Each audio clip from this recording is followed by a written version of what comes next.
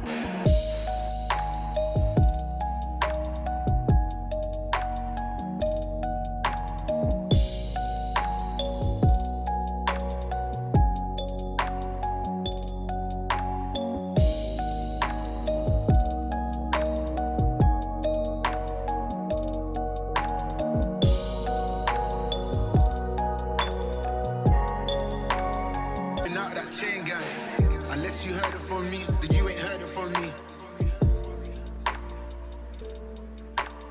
Whole gang, old man, old school, Young Jam, all black, MZ, still screaming out that chain gang. Unless you heard it from me, then you ain't heard it from me. Whole gang, old man, old school, Young Jam, all black, MZ, still screaming out that chain gang.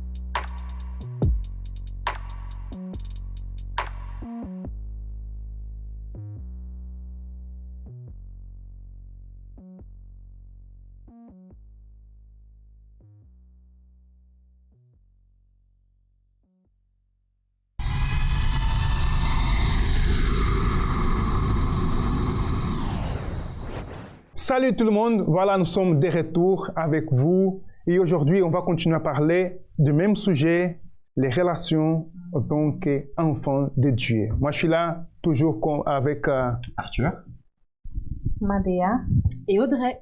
Voilà, nous sommes là toujours et on va parler de ces sujets encore Arthur. On a parlé de les relations dans la famille, avec les amis et aujourd'hui on va parler un thème un peu plus, comment on peut dire, profond.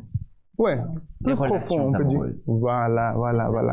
On a ici Audrey comme d'hab, Madea c'est notre invitée. Elle est là de temps en temps, mais aujourd'hui elle est là avec nous. Et bon, on aura de la musique, le thème et des témoignages. Audrey, qu'est-ce que toi tu as à nous dire par rapport à ce sujet?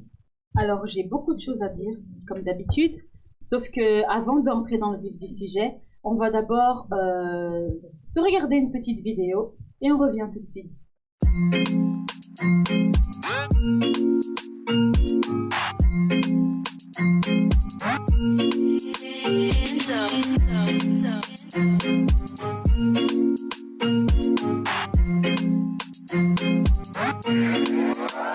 Yeah, we just touched down. And you know that the vibe is right. We say welcome to the part now.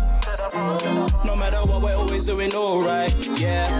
Welcome to the real HQ. The branch that's for me and you. It's as easy as 2 + 2.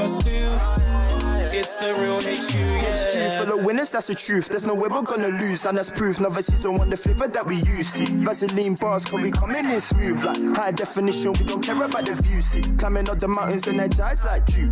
Cooking up the W's like it was you. Come and join the family at the HQ. Come and join the family at the HQ. I'm like, come through, are you with us? The real HQ is a name that you can trust. Just like Dr. Ofori, you know we don't attract us. 3, 2, 1, yeah, we're coming strong and robust. Winners by blood, yeah, we're Parkers by nature. We strive for the best and we don't accept failure. Get knocked down, get back up, it's nothing major. FBK, shout it loud so they can hear ya. Just touch down.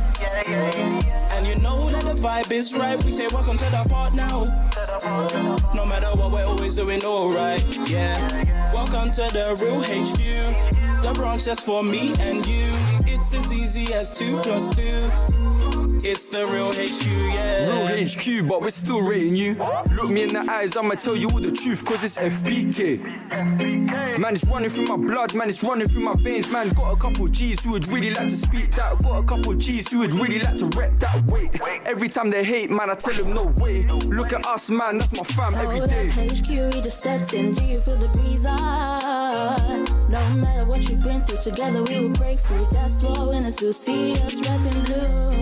With a real HQ, welcome to the win crew. Yeah, that's what we do. That's what yeah, we just touched down. And you know that the vibe is right. We say welcome to the part now. No matter what, we're always doing alright. Yeah. Welcome to the real HQ. The branch that's for me and you. It's as easy as 2 + 2. It's the real HQ. Yeah, we just touched down. And you know that the vibe is right. We say welcome to the part now. No matter what, we're always doing alright. Yeah. Welcome to the real HQ. The branch that's for me and you. It's as easy as 2 + 2. It's the real HQ, yeah.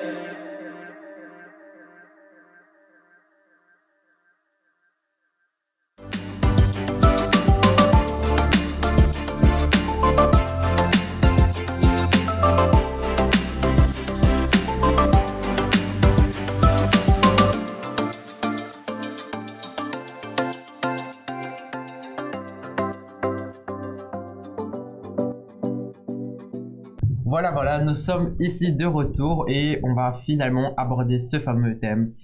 Voilà. Isouza, pour toi, qu'est-ce qu'évoque le thème relation amoureuse? Tant qu'enfant de Dieu. En tant qu'enfant de Dieu. Parce que, bon, relation amoureuse, tout le monde peut avoir. Mais il y a sûrement une différence avec ceux qui sont de Dieu, qui sont enfants de Dieu, et d'autres qui ne le sont pas. Bon, le thème, c'est un peu peculier, si on peut dire comme ça. Mais quelle est la différence? On doit d'abord voir quelle est la différence. En tant qu'enfant de Dieu, quand on est dans une relation avec quelqu'un, tout d'abord, on commence à connaître la personne. On commence d'abord à chercher. Même avant d'être dans la relation, on cherche d'abord savoir qui est la personne. Qui est cette personne? Qu'est-ce que cette personne a à rajouter dans ma vie? Une fois que tu connais la personne, tu vas commencer à parler avec la personne mais une chose très importante que beaucoup de gens ne le font pas, ou ceux qui ne sont pas enfants de Dieu ne le font pas, c'est voir les objectifs. Ça, c'est un truc très important. Si les gens ont les mêmes objectifs ou pas.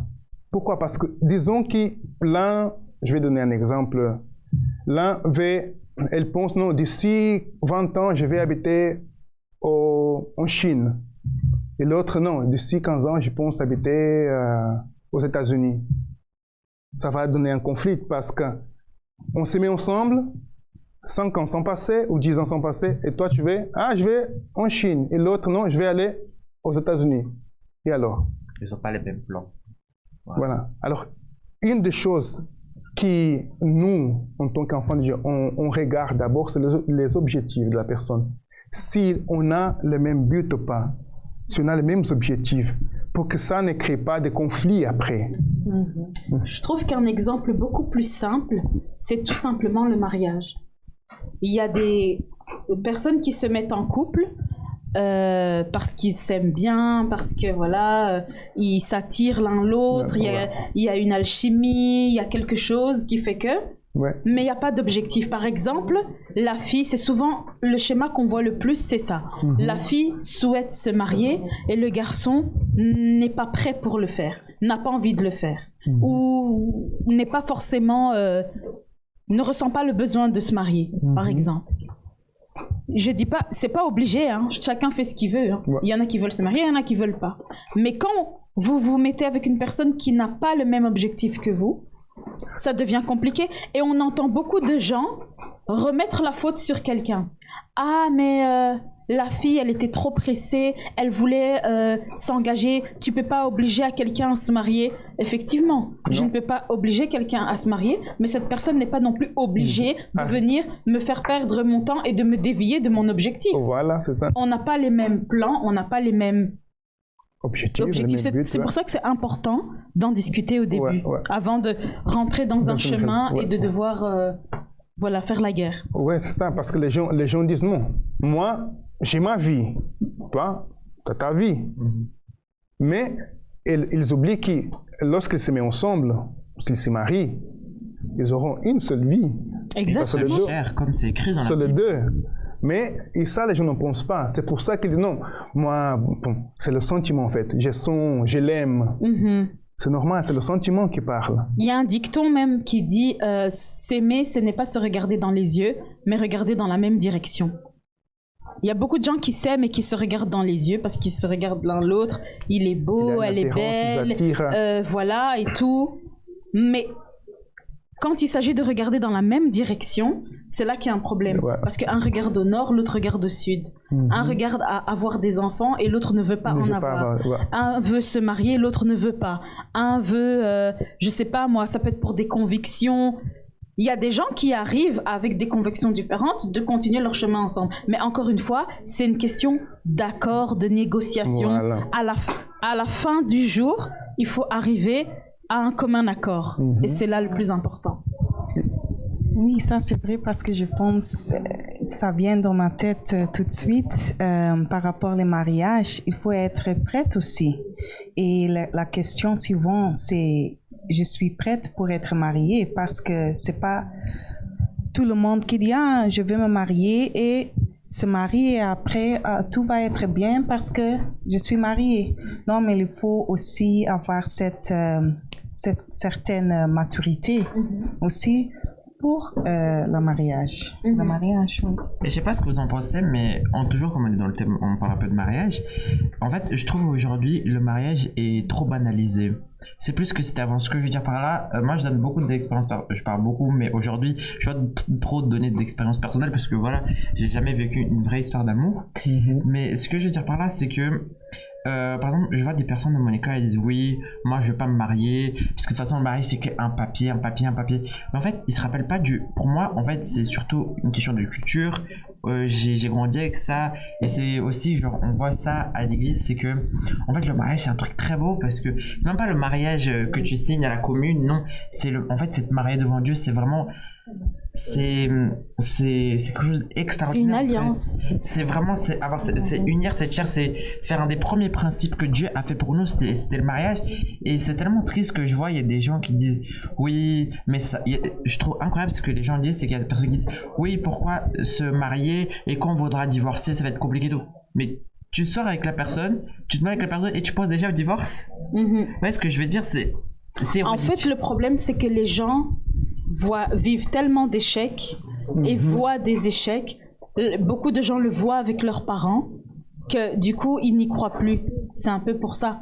Mais sinon, et c'est pour ça que c'est important de connaître des bonnes choses, d'apprendre des bonnes choses et de faire en sorte, parce que nous tous qui sommes ici, on a vécu aussi des choses. Par exemple, on a vu des choses chez nos parents ou quoi. C'est ça qui est beau en fait avec le fait d'être enfant de Dieu. C'est que tu peux avoir vu des choses tristes avec tes parents physiques, que quand tu arrives dans la présence de Dieu, il te montre comment c'est la vie en fait, comment est la vraie vie, toi, tu peux faire différent. Comment ça doit être. Et c'est ça qui est beau. Parce que, ok, il y a des gens qui divorcent, mais il y a aussi des gens qui vivent heureux pendant des années. Pendant des années, oui, c'est ça. Mais c'est justement l'objectif de la personne. C'est comme tu as dit tout à l'heure. Même s'ils n'ont pas les mêmes objectifs, mais ils luttent, ils s'efforcent pour, à la fin, à entrer dans un commun accord et pour pouvoir comme ça vivre ensemble. Mais en tant qu'enfant de Dieu, qu'est-ce que l'enfant de Dieu fait? Il essaye d'abord de connaître la personne, voir les objectifs. Pourquoi? Pour éviter ce genre de problème. Parce qu'on peut entrer dans un accord d'ici 20-30 ans, mais si tu peux éviter ça, pourquoi ne pas le faire? C'est pour ça qu'on doit d'abord connaître d'abord la personne, on parle, on discute, on voit si on a le même objectif. Là, on pense à quoi? À commencer la relation, mais en pensant à se marier déjà. Au contraire, ceux qui ne sont pas enfants de Dieu, qu'est-ce qu'ils font? Ils commencent une relation sans d'abord voir qui est la personne, d'abord savoir les objectifs. Ils veulent goûter avant.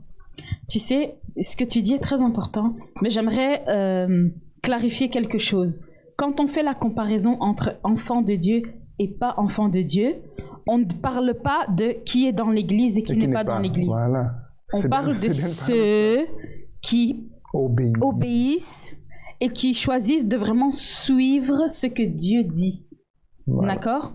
On voit parfois des gens qui sont à l'église, qui prient avec nous, qui sont là et tout, on les voit et tout. Et à la fin, quand vous voyez les choix qu'ils font, quand vous voyez la manière dont... Parfois même, la personne avec qui ils choisissent de se marier ou quoi, vous dites, mais est-ce qu'il a écouté les enseignements? Est-ce qu'il a écouté ce que le pasteur a dit? Est-ce qu'on se demande si, quand elle a dit Amen, elle a compris? Enfin, je sais pas. Vous voyez? Alors qu'il y a des gens parfois qui sont pas forcément à l'église, mais ils ont dans leur tête des principes. Non, moi je dois faire les choses comme ça, comme ça, comme ça. Je ne m'engage pas avec une personne s'il n'y a pas ça, ça, ça. Dans tout ce qu'on fait dans la vie, on doit donner notre parole. On doit être engagé. Tu vas acheter une maison, il y a un papier à signer, il y a un compromis à faire, il y a un engagement à faire. Tu commences un nouveau travail, il y a un contrat à signer. Tout ce qu'on fait d'important dans la vie, il y a un contrat. Il y a quelque chose à signer, il y a un engagement à faire. Pourquoi quand on parle du mariage, le contrat devient un problème, la signature devient un problème, le fait de s'engager devient un problème? Parce que c'est un domaine de la vie où on a trop vu d'échecs et tout ça, et on a l'impression que pour ça, il y a une exception à faire. Oui, mais tu sais pourquoi? C'est parce que les gens, en réalité, les gens ne veulent pas de compromis. Parce que quand on signe un papier, c'est un compromis qu'on est en train de signer. Exact. Et c'est comme tu as dit, là, les gens pensent déjà au divorce. Non, ça va me coûter cher après. Hein. Donc, ils sont même en train... Ils veulent se marier, mais en pensant déjà... Non, et après, quand on va se divorcer, ça va coûter cher. Alors, c'est mieux de ne pas signer. En fait, les personnes aussi... Parce qu'il faut aussi comprendre une chose. C'est parfois facile de dire, tu vois, quand on dit oui, mais les gens, ils se marient, ils veulent déjà divorcer. Les gens aussi, à force d'avoir vu des choses, des échecs et tout, par exemple dans l'union de leurs parents ou même eux-mêmes d'avoir vécu des échecs, ils se disent, mais au cas où ça arrive encore, tu vois, parce que c'est vrai qu'il y a des gens comme ça avec qui on se met, on n'imagine pas ce qu'ils peuvent faire après, tu vois. D'où l'importance d'être enfant de Dieu pour être guidé par lui et pour vraiment savoir faire les bons choix. Parce que la Bible dit aussi que là où notre intelligence s'arrête, c'est là où celle de Dieu commence. Il faut dire la vérité. Parfois, quand on se met avec une personne, on peut apprendre à connaître et bien voir tous les paramètres, faire des enquêtes, envoyer le FBI et tout. mais on ne se connaît pas les pensées au fond de la personne. Donc, ça, on va connaître après. À ce moment-là, il n'y a que Dieu qui peut nous guider. Ouais. Parce que sinon... Et c'est pour ça que je voulais un peu réagir sur ce que tu avais dit tout à l'heure par rapport aux objectifs. Et il faut aussi savoir, est-ce que cette personne va m'apporter quelque chose? Est-ce qu'elle va... je sais pas comment dire... Je sais pas s'il y a un mot exact en français, mais qu'est-ce qu'elle va... Rajouter. Qu'est-ce qu'elle va ajouter de plus? Parce que ce qu'on conseille beaucoup aux personnes qui sont dans ce chemin pour devenir fils de Dieu ou qui sont fils de Dieu, c'est de se marier avec quelqu'un qui est dans la même foi que cette personne. Parce que, ok, imagine tu es dans une foi, tu es dans la bonne direction, tu vas sortir avec une personne qui... Je peux en donner un exemple. N'est pas dans la même foi. On va prendre, je parle en généralité, mais si ça vous concerne ou pas. Vous êtes là en train de faire votre chemin, vous êtes dans la bonne direction, et là vous retrouvez quelqu'un. Cette personne n'est pas dans la même foi que vous, mais vous décidez quand même de sortir avec elle. Qu'est-ce qui se passe là à ce moment-là? C'est que, à un moment ou l'autre, son influence va commencer à interagir dans votre chemin, direction du Fils de Dieu. Et c'est ça qui vient le problème. Parce que si par exemple, si vous trouvez quelqu'un qui est de la même foi que vous, qui est dans le même objectif que vous, là ça va être beaucoup plus facile. Ou attendre même que tu connais quelqu'un, tu veux sortir avec cette personne, mais tu dis je vais d'abord devenir fils de Dieu, je vais d'abord recevoir le Saint-Esprit avant d'entamer cette relation avec cette personne. C'est plus important aussi, comme Arthur a dit, mais avant de se mettre en couple, il faut prier aussi et demander si c'est la volonté de Dieu ou pas pour ta vie. Et même dans cette phase de connaître cette personne, c'est une phase aussi pour être très attentif, mais prier aussi, demander la volonté de Dieu et regarder le caractère de cette personne. S'il y a une personne qui respecte leurs parents ou pas, s'il y a une personne qui aime travailler ou une personne qui est paresseuse, paresseux. Parce que cette chose, peut-être tu vois cette signe et tu penses, mais après il va changer ou après elle va changer. Mais après le mariage... Après ça peut être difficile. Hein? Exactement. Il y a un dicton qui dit que l'amour ne remplit pas le ventre. C'est l'important. Désolé. Désolé. Qui va parler? Et c'est l'importance c'est la phase être en couple. Parce qu'il y a beaucoup de gens qui veulent sauter cette phase aussi, qui vont trop vite. C'est vraiment trouver le bon terme, le moyen terme. Attends. Oui. Attends. Ça, on va parler d'ici peu. On va reposer un peu. On revient tout de suite. À tout de suite.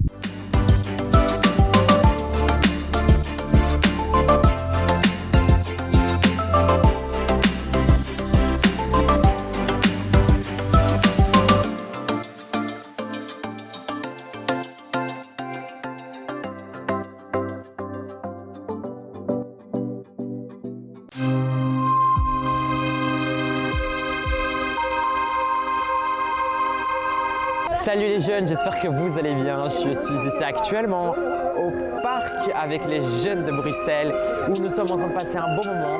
Et suivez avec nous maintenant les images de comment se passe cette journée ici au parc avec nous.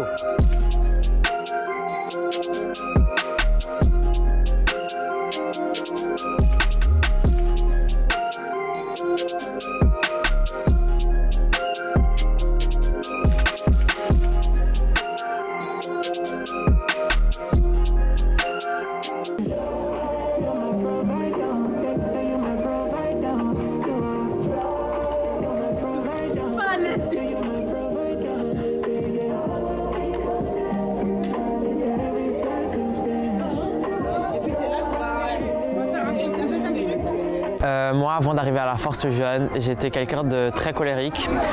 J'avais beaucoup de faux amis, des personnes qui se disaient qu'ils étaient mes amis, mais en réalité, ils ne l'étaient pas. Et après que je suis arrivé à la Force Jeune, j'ai trouvé une place où j'ai appris à développer mon talent. J'ai pu découvrir ma passion pour les photos, que je suis passionné par tout ce qui est médiatique, tout ce qui est reportage, filmage, photos. Grâce à la Force Jeune, j'ai pu trouver ce talent et toi aussi tu peux le faire, toi aussi tu peux trouver ton talent. Avant la Force Jeune, j'étais tout seul à la maison, je ne sortais pas, je ne faisais rien, seulement toutes les choses à la maison, j'ai joué beaucoup. Quand je suis venu à Force Jeune, tout ça a changé. Je suis bien. Je ne sors plus qu'avant, mais c'est ça. Avant d'arriver aux Forces Jeunes, j'étais quelqu'un de triste, j'étais solitaire, je ne voulais personne autour de moi. Et quand on m'a emmené aux Forces Jeunes, j'ai rencontré une famille, des personnes qui ont pu m'aider et m'accepter tel que je suis. Maintenant, je suis heureux. Voilà les jeunes, j'espère que vous avez pu profiter de ce moment avec nous. C'était les images de notre petite journée ici au parc. Je vous souhaite à tous une très bonne journée ou une très bonne soirée. Je ne sais pas à quelle heure vous le voyez. Au revoir.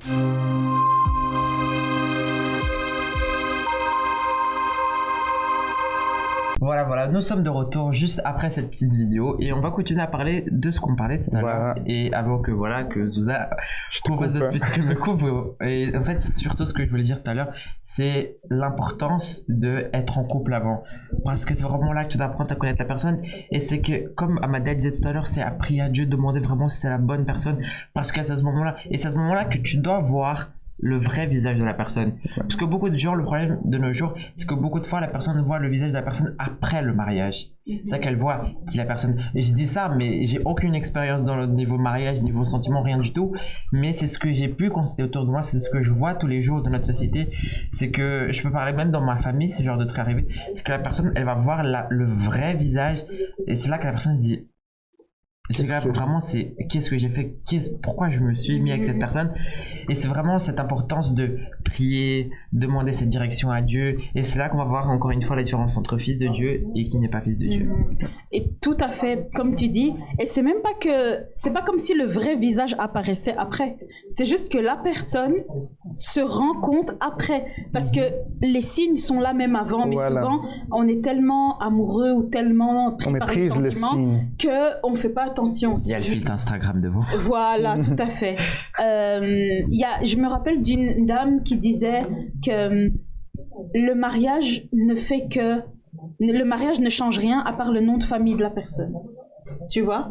Ça ne fait qu'intensifier ce qui était déjà là avant.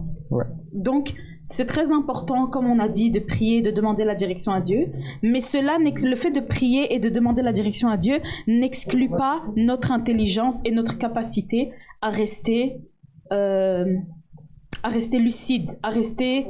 Voilà. J'ai vu quelqu'un aussi qui disait « Je ne veux plus être folle en amour, je veux être calme en amour, tranquille en amour, je veux être mature dans l'amour. » C'est très important parce que souvent on est là pris par les sentiments alors que le vrai amour, c'est celui qui nous fait réfléchir, qui nous laisse penser. C'est l'amour conscient. C'est là, ça c'est une relation saine pour ne pas tomber, pour ne pas se retrouver dans une situation où on peut plus reculer, se retrouver dans une situation où ça devient maintenant on sait plus comment sortir. Je pense aux femmes ou aux hommes même parfois qui se retrouvent dans des relations avec des agressions et tout. Après on a peur de quitter la personne parce qu'on sait pas ce qui va se passer après, etc.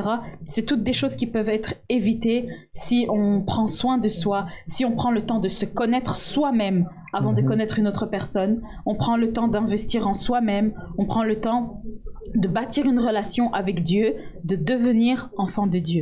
Oui, c'est pour cela il faut utiliser la tête et pas le sentiment. Exact. Parce que quand il y a des gens qui utilisent trop le sentiment parce qu'ils sont désespérés, parce qu'ils veulent avoir quelqu'un. Ça arrive beaucoup, on voit, parce que surtout quand les gens sont en groupe. Ça arrive beaucoup avec les femmes. Je vais parler des filles. Pourquoi? Quand elles sont en groupe, l'une voit que l'autre a déjà un copain et elle est toujours célibataire. Elle dit, bon, j'ai déjà 24, 25 ans, ma copine elle a 23, elle a déjà un copain. Alors je dois avoir quelqu'un aussi. Alors elle commence à chercher à avoir quelqu'un simplement pour dire, bon, moi j'ai aussi quelqu'un, sans utiliser la tête. Et c'est là où on laisse passer les signes. Parce qu'on veut, je veux. La première offre qui nous apparaît, c'est ça. Mais elle n'a pas utilisé la tête, elle n'a pas regardé, n'a pas cherché à savoir qui est la personne. Est-ce que c'est une bonne personne? Est-ce que cette personne va ajouter quelque chose dans ma vie? Est-ce la personne correcte ou pas? Et après, quand elle agit sans utiliser la tête, mais par le cœur, elle va, comme on dit en portugais, va dar com os burros na água. Elle va frapper contre le mur. Il faut utiliser la tête et pas le sentiment. Tu voulais dire quelque chose? Oui, et aussi écouter plus, comme tu as dit, la tête, l'intelligence et pas l'émotion. Feelings, hein, les émotions. Les émotions, oui. Les sentiments. Les sentiments, exactement. Parce que, oui, Dieu Parce que si tu pries, tu dis, Dieu montre si c'est ta volonté ou pas, et Dieu, il vous montre. Mais après, tu fais pas cas dans cette signe. Quelle est la valeur ou la raison de ta prière? Ouais, c'est ça. Mais c'est pas toujours évident parce que le diable, il agit beaucoup et c'est beaucoup le point faible de beaucoup de gens. C'est vraiment, il agit sur la vie sentimentale. Et je trouve que vraiment, c'est une des zones. Allez. Tu prends un des domaines. Voilà, merci. Un des domaines que vraiment le mal va agir le plus. Parce qu'en fait, ça nous touche directement là à l'intérieur. Et c'est vraiment là, savoir distinguer ça et ça. C'est vraiment penser avec ça. C'est pas que le cœur, il est mauvais. C'est qu'en fait, ce qu'un jour une ouvrière. Oui, en fait, c'est qu'un jour une ouvrière, elle m'a dit que le cœur n'est pas. En fait, moi j'avais une image que le cœur c'était un méchant. C'est pas qu'il est méchant, c'est qu'en fait tout passe par le cœur. Exact. Et c'est ça, et c'est là qu'il vient nous tromper. Parce que comme tout passe, en fait, c'est un énorme filtre. Et du coup, en fait, c'est pas comme les pensées. Les pensées, elle a un truc clair et net. Alors que le cœur, il y a tout qui passe, que ce soit les sentiments positifs, négatifs, les émotions fortes ou pas fortes. Et c'est à ce moment-là faire attention. Et c'est pour ça que le diable, il joue de ça. Parce que beaucoup de fois, même parfois, même moi avant, je faisais beaucoup, etc., je pensais écouter ça, mais alors j'écoutais ça. Et c'est pas toujours évident, ça tilte pas tout de suite. Mais vraiment là, faut vraiment faire très gaffe, très attention, parce que vraiment c'est un domaine où le mal agit et il sait que ça marche. Exactement, parce que c'est l'un des plus importants après notre communion avec Dieu. C'est justement notre communion, enfin notre relation avec les autres. D'accord? Donc notre cœur, c'est quelque chose qui est à l'intérieur de nous. C'est des sentiments.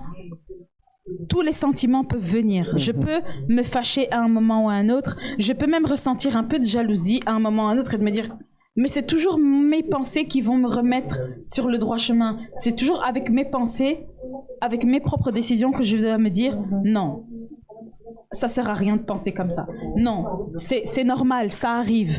Tu vois, c'est avec les pensées qu'on va devoir se maîtriser, etc. Avec sa conscience. Avec la conscience. Tandis que le cœur, c'est, comme tu dis, c'est là que tout passe, c'est là que toutes les émotions passent. Le diable, même s'il agit dans ta vie professionnelle, tu peux changer de travail. Si il agit dans un autre domaine, c'est possible d'arranger, etc. Il y a certaines choses pour lesquelles tu peux lâcher prise et te dire, je prends du recul, je ne vais pas trop. Mais quand c'est le cœur qui est à l'intérieur de toi, comment tu vas faire?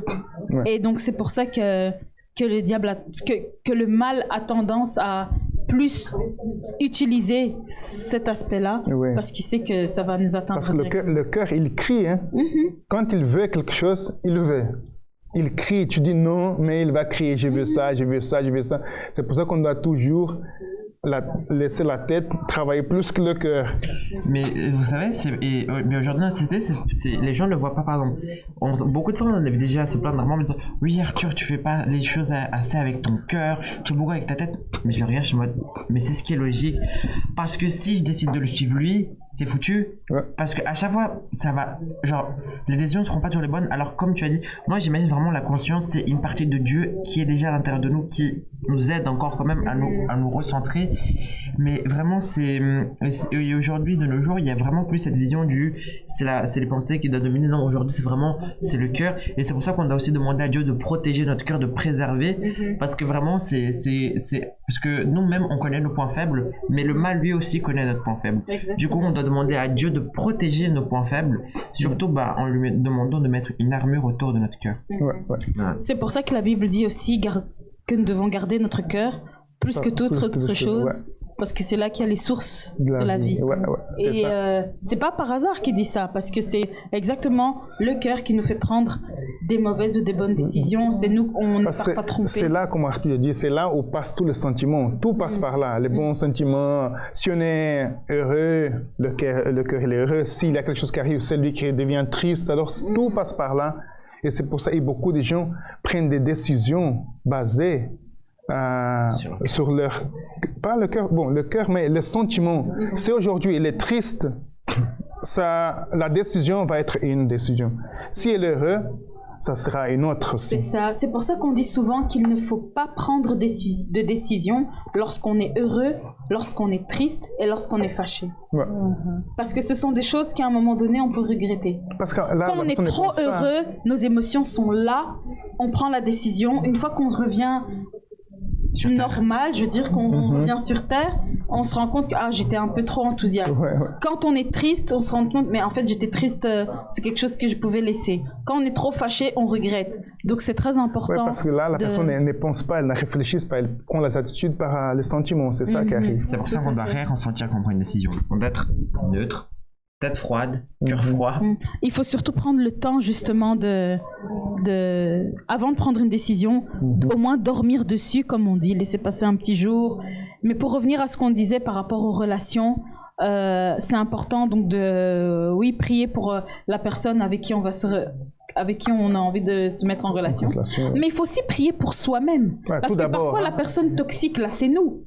Tu vois, parfois on dit les autres qui nous trompent, mais parfois peut-être ça peut aussi être nous qui allons faire mal au cœur à quelqu'un, ou qui allons mal agir avec une personne, ou qui allons mal parler avec une personne. Il y a quelque chose aussi qui est très important à savoir. Quand on dit qu'il faut suivre la conscience et pas le cœur, on n'a pas dit qu'il faut devenir des gens méchants, froids, sans sentiments. C'est pas ça. On n'est pas des psychopathes. Le cœur, il est là. Bien sûr, on a des sentiments, mais c'est très important.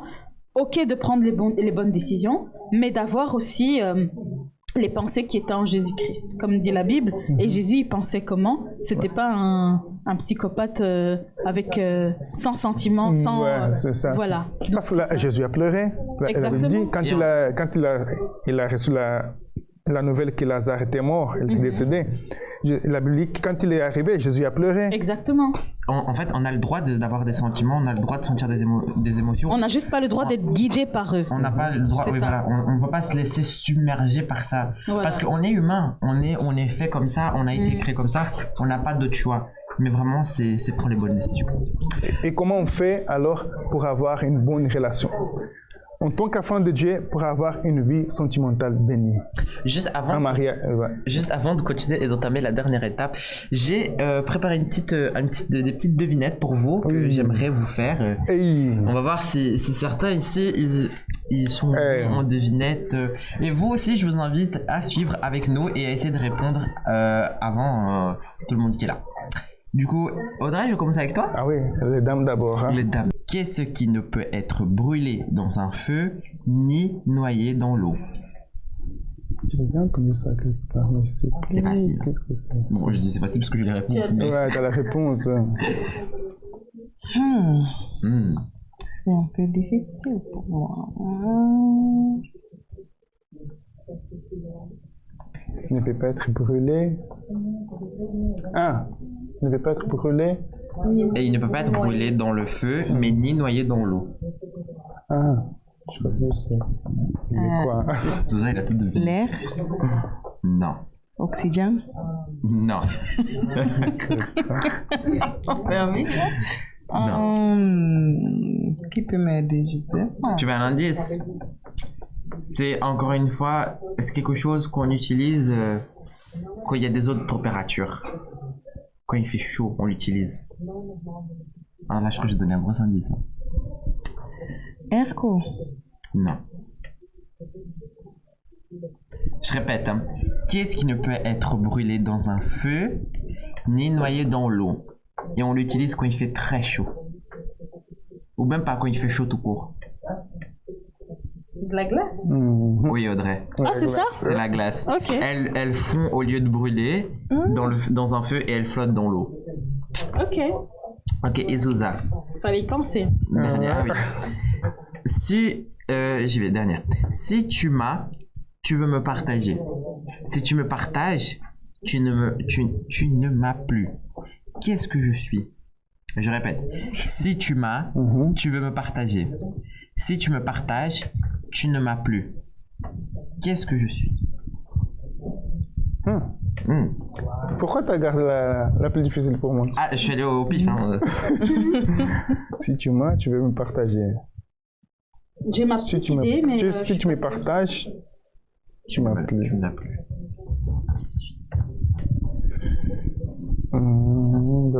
La vie? Non. J'ai ma petite idée. L'argent? Non. C'est quelque chose que... Attendez un indice que je peux te donner. Tu veux le partager. Si tu partages. Les amis, ils ont beaucoup entre eux. Ça, entre eux, ils ont ça, beaucoup.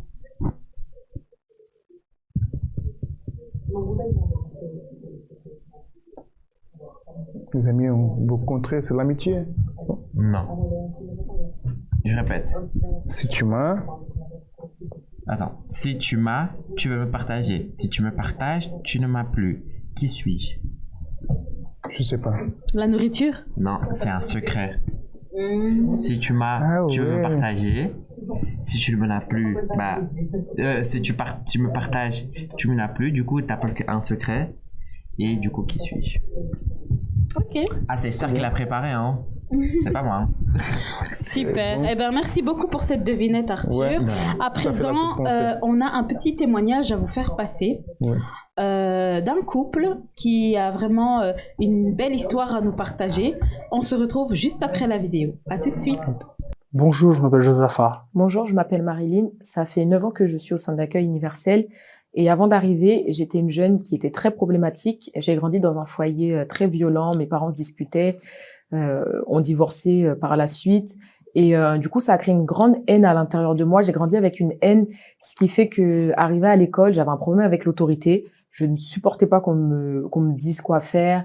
Et donc, du coup, ça a engendré des problèmes scolaires. J'étais expulsée, j'ai redoublé. J'additionnais, en fait, de l'insolence parce que j'avais ce problème à la maison. Et c'est en arrivant au centre d'accueil universel, au groupe jeune, que j'ai su ce qu'il y avait à l'intérieur de moi et que j'ai pu le travailler. Et en investissant en moi, j'ai pu demander pardon à mon père, demander pardon à mes proches, parce que je voyais que c'était vraiment ce qui m'empêchait d'avancer spirituellement. Cette haine qui était là et qui était en train vraiment de m'étouffer finalement. Et du coup, ça a été long, ça a été un processus vraiment, mais j'ai pu demander pardon à mon père et à ce moment-là, j'ai vraiment été libérée. C'est comme un poids qui est sorti de mes épaules et à ce moment-là, je me suis baptisée dans les eaux et j'ai pu avancer spirituellement parlant. J'avais aussi beaucoup d'amitiés qui m'empêchaient d'avancer. Je fumais à l'époque avec mes amis. Et du coup, j'étais vraiment attachée à ces personnes-là. Mais pareil, en investissant dans ma vie spirituelle, j'ai vu la nécessité de m'en éloigner. Et à ce moment-là, j'ai pu, lors d'un jeûne de Daniel, être baptisée du Saint-Esprit. Ça a vraiment été un investissement profond où j'ai dû vraiment m'analyser, vraiment me concentrer uniquement sur la parole de Dieu. À force, j'étais à l'église, j'avais déjà quelques années d'église, mais je voyais que je m'étais un petit peu éloignée de Dieu. Et là, j'ai tout recommencé. Je suis repartie de zéro et dans cette campagne d'Israël-là, j'ai vraiment tout donné. J'ai tout donné pour vraiment recommencer tout avec Dieu. Et là, vraiment, ça a vraiment été un recommencement où spirituellement, j'ai pu évoluer et avancer dans la présence de Dieu. En arrivant au centre d'accueil universel, j'étais un jeune perdu, vicié et avec beaucoup d'addictions et également beaucoup de problèmes familiaux. Je sors d'une famille où je m'entendais pas avec mes parents, ça marchait pas avec mes frères et sœurs, des liens familiaux qui étaient brisés et donc du coup ça m'a amené à engendrer des problèmes à l'intérieur de moi. Je me sentais vide, je me sentais seul, je me sentais pas compris et à cause de ça j'ai commencé à faire des choses que je faisais pas, aller en boîte de nuit, à boire de l'alcool, à fréquenter beaucoup de femmes et moi je pensais justement que c'était des choses qui allaient m'aider à vaincre toutes ces situations-là. Mais au contraire, ça m'a pas aidé, ça a encore empiré plus les problèmes. Donc je suis arrivé à l'église un mercredi soir et j'ai participé à la chaîne de prière où j'ai appris en fait à développer ma vie avec Dieu. Et également ce jour-là, je me rappelle que j'ai pris une décision qui était très importante parce qu'à partir de là, j'ai compris que j'étais pas un cas perdu et qu'il reste encore une opportunité pour moi. Donc je me rappelle que en décembre 2015, j'ai participé à ma première campagne d'Israël et je me rappelle que que Dieu m'avait parlé et que je devais sacrifier pour ma vie spirituelle. Et voilà, c'était la lutte. Prière, jeûne, méditation. J'ai sacrifié les amitiés, j'ai sacrifié mon ego, mon orgueil, ce que j'étais. Et j'ai tout déposé sur l'autel et c'est là que j'ai été complètement lavé, que j'ai eu ma rencontre avec Dieu. Quelque temps après, je crois qu'on était dans le jeûne de Daniel à cette époque-là. J'ai aussi reçu le Saint-Esprit un dimanche à la réunion de 18h et c'est là que tout a commencé à avancer. J'ai eu mes diplômes avec des mentions. J'ai pu faire les diplômes, l'école supérieure que je voulais faire, toujours en agissant par la foi. Tout ce que j'ai eu, je l'ai jamais eu toute seule. Ça a vraiment été toujours en ayant une alliance avec Dieu. Et Dieu m'a montré à travers ça qu'il prenait soin de ma vie professionnelle, de ma vie physique ici, parce que justement j'avais cette alliance avec lui, parce que oui, je faisais les campagnes Israël pour ce domaine-là, mais je n'oubliais jamais ma vie spirituelle. Et par la suite, Dieu a pu honorer. J'ai sacrifié pour ma vie sentimentale parce que justement, j'ai grandi dans un foyer où c'était le divorce. Dans ma famille, il n'y avait aucun mariage, je n'avais jamais eu de mariage. Et du coup, j'avais pas de repère. Et là, c'est en participant à la chaîne de prière du jeudi, à la thérapie de l'amour, que j'ai vraiment reçu tous les enseignements de base. Et j'ai fait une campagne d'Israël pour ma vie sentimentale. Ma prière, c'était vraiment, je voulais pas juste être en couple comme ça, juste pour être en couple. Je voulais vraiment avoir la bénédiction. Et j'étais prêt à attendre le temps qu'il fallait pour avoir cette bénédiction. Et la bénédiction est arrivée. Lorsque j'ai commencé à investir dans ma vie sentimentale, j'ai pris une attitude de foi en commençant à participer à la thérapie de l'amour tous les jeudis où j'apprenais à développer l'amour intelligent. Moi, j'étais quelqu'un qui regardait beaucoup l'extérieur sans le vouloir. On dit des fois qu'on n'est pas comme ça, mais c'est comme ça que j'étais. Mais le plus important, ça a été sur le plan spirituel, où j'ai vraiment appris à me détacher, à laisser Dieu au contrôle de la situation. Et c'est là qu'après Dieu m'a ouvert les yeux et que j'ai commencé à voir ma future épouse. On avait ce projet-là de se marier. Lorsqu'on a discuté, on a vu que voilà, nos deux pensées s'accordaient, on avait les mêmes objectifs. On a commencé à préparer le mariage. Et là, les luttes se sont soulevées. Mais même comme ça, on n'a jamais cessé de mettre Dieu devant. La situation du pays était compliquée. On savait pas ce qu'on pouvait ne pas faire, ce qu'on pouvait et ce qu'on ne pouvait pas faire. Mais on n'était pas préoccupés. La chose qui nous préoccupait, c'était que Dieu marche devant nous. Et là, le mariage est arrivé. Il a pu se faire comme on le voulait, avec beaucoup de luttes, parce qu'à 3 jours du mariage, on devait encore 7 000 €. Et c'est Dieu qui a permis que ces 7 000 € arrivent. On ne sait pas comment, c'était impossible avec nos yeux physiques. Mais encore une fois, parce que auparavant Dieu était devant déjà depuis le départ, alors il s'est chargé de cette situation-là. Et le mariage a pu se faire de la manière qu'on voulait. C'était vraiment un jour exceptionnel. Et pendant les fiançailles, lorsqu'on était fiancés, on a fait une campagne Israël parce que je voulais vraiment que notre relation soit sur l'autel de Dieu, que ce soit vraiment Dieu qui marche devant et qui dirige. Et c'est ce qui s'est passé. Aujourd'hui, grâce à Dieu, on a un couple béni. On a un couple véritablement béni dans la présence de Dieu. On n'oublie pas d'où on vient, on n'oublie pas d'où Dieu nous a fait sortir et on continue à investir en servant Dieu. Et on veut prouver que c'est avec Dieu qu'on y arrive et pas d'une autre manière. La chose la plus précieuse que je peux dire qu'on a pu conquérir au-delà de tout ça, c'est le Saint-Esprit, la présence de Dieu. C'est le pilier qui nous permet de nous maintenir dans la foi et de pouvoir avancer jour après jour.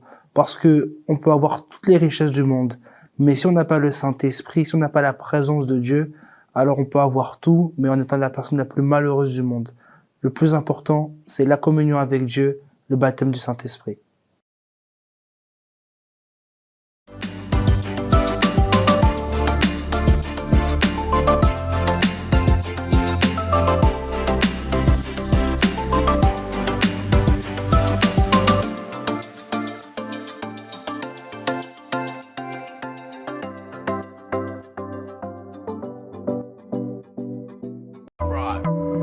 It's an entrance, super DY.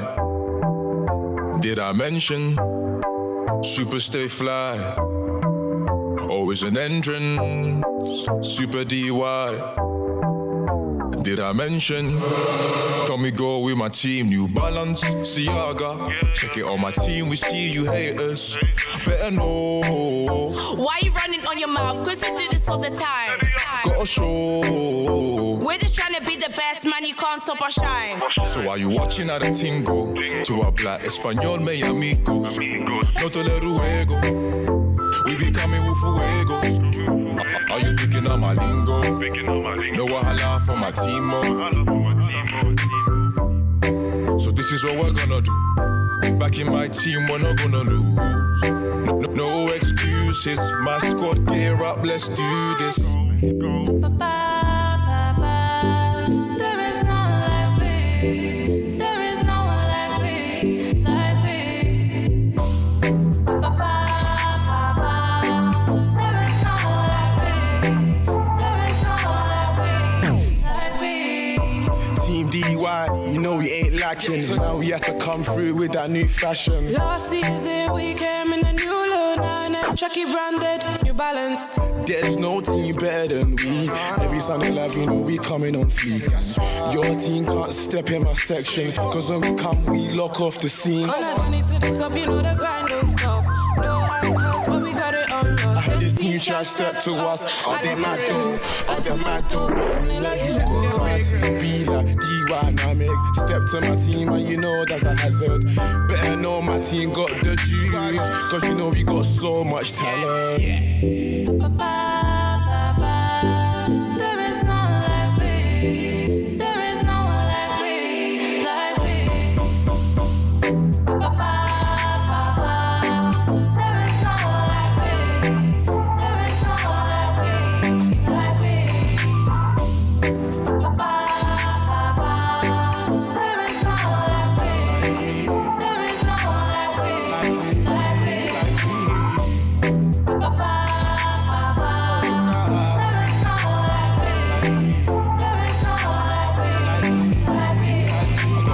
On me, I got my tracky on me. You know we're looking on fleek. Got my tracky on me. You got my tracky on me.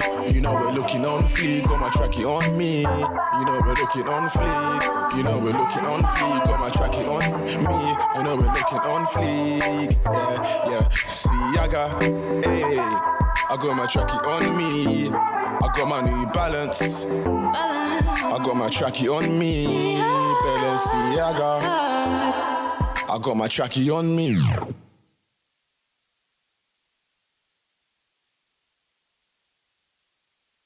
Nous revoilà et on vous remercie. C'était un super moment. C'était super. C'est toujours un plaisir d'être avec vous pour discuter, pour partager tout ce qu'on est. Je recommence. Nous revoilà et c'est un plaisir, c'est toujours un plaisir pour nous d'être avec vous, de discuter, de partager un petit peu sur différents sujets. Aujourd'hui, on a abordé les relations amoureuses, mais on a conscience que ça reste un sujet très vaste, avec énormément d'aspects, avec énormément d'exemples, etc. Aujourd'hui, on a parlé de quelques éléments, mais on aura le temps dans nos émissions, dans d'autres épisodes, de vraiment plus entrer en profondeur et d'aller sur des sujets beaucoup plus spécifiques. La seule chose qu'on peut vous dire, que vous pouvez retenir, c'est prenez soin de vous, faites attention à vous, faites attention à ceux qui vous entourent et surtout à ceux avec qui vous vous mettez en relation. Ouais. Cherchez d'abord à connaître la personne. Cherchez à savoir avant de vous engager, cherchez à bien connaître cette personne, travaillez en vous, faites attention à ne pas être la personne toxique non plus et surtout, nous avons aussi... nous avons, comment dire, une manière de pouvoir vous aider. C'est quelque chose qui nous aide aussi. On a la thérapie de l'amour tous les jeudis à 19h30. Madea va vous donner l'adresse tout à l'heure. Et c'est quelque chose qui peut vous aider parce qu'on reçoit de conseils de personnes qui ont traversé des choses, qui ont vécu des choses et qui aujourd'hui ont une vie stable dans leur vie amoureuse et surtout dans leur relation avec Dieu. Dans tous les conseils que qu'on a pu vous donner jusqu'à maintenant, le plus important, c'est bâtissez une relation avec Dieu, entretenez cette relation avec Dieu et surtout, donnez-vous à lui, laissez-vous guider. Ça, c'est la base. Ça, c'est la base. Et sachez que la thérapie de l'amour, ce ne sont pas que pour les couples, c'est aussi pour les personnes célibataires. Surtout. Et même pas besoin d'être en recherche de quelqu'un, c'est vraiment venir pour avoir des conseils parce que beaucoup de couples aussi qui ne savent pas comment gérer, c'est parce qu'ils n'ont jamais eu quelqu'un qui leur a donné des conseils. C'est ce qu'on fait aussi de la thérapie de l'amour. On donne des conseils aux couples et aussi on apprend aux personnes célibataires qui sont à la recherche ou pas d'un sentiment de comment agir plus tard. Exact. Quelle est l'adresse, Madea? À rue de Liverpool, numéro 43, à Saint-Jean-Molenbeek. Voilà, si vous voulez participer de la thérapie, vous avez l'adresse et on se retrouve ici quand, Audrey? Sinon, on se retrouve sur notre émission tous les samedis à 13h. Connectez-vous. Et si vous voulez nous retrouver en personne, rue de Liverpool au numéro 43 à 13h tous les dimanches. Voilà, prenez soin de vous. On se retrouve bientôt. Que Dieu vous bénisse. Ciao. À toutes. Thérapie de l'amour. Venez chaque jeudi assister à une conférence exceptionnelle. Le rendez-vous à ne pas manquer. Le seul endroit où vous connaîtrez ce qu'est l'amour intelligent. Recevez des conseils, et orientation, quelle que soit votre situation. Pour tous les couples, mais aussi pour les célibataires, mariés et divorcés. Découvrez comment construire ou reconstruire durablement votre vie amoureuse. Sachez comment s'aimer d'un amour intelligent. Chaque jeudi. Ne manquez pas. Thérapie de l'amour.